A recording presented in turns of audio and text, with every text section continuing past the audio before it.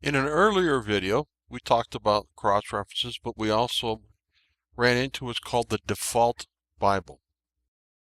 If you look here, my default Bible appears to be in Hebrew. I'm not a Hebrew scholar, so I'm going to change the default Bible before we get into cross-references.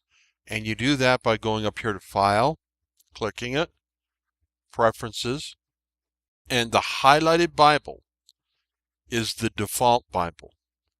I'm going to scroll down to the King James with Strong's. I'm going to click it. I'm going to set it as default.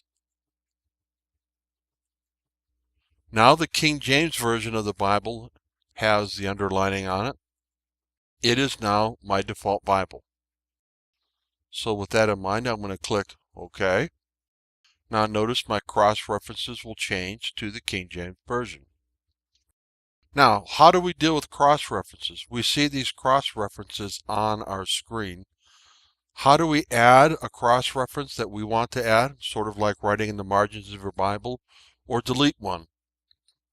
The mechanism is easy.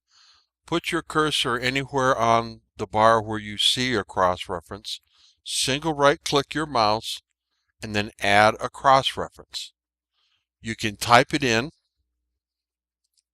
if you wish, to find your cross-reference, or you can use the little down arrow, which I'm going to use at this point, to point to Matthew 3 and 2. I'm going to click OK. And notice now I added it to the end of my cross-references.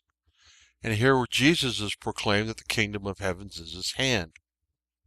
He being the king of the kingdom, of which is being spoken of in Daniel 2:44. Now if you want to take away a cross-reference, I'm going to delete the one I just added. You right-click over the cross-reference you want to delete. It actually spells out which one it's going to delete. Single left-click. I'm going to click OK. The cross-reference has now been removed. So now we know how to set a default Bible and how to add and remove cross-references.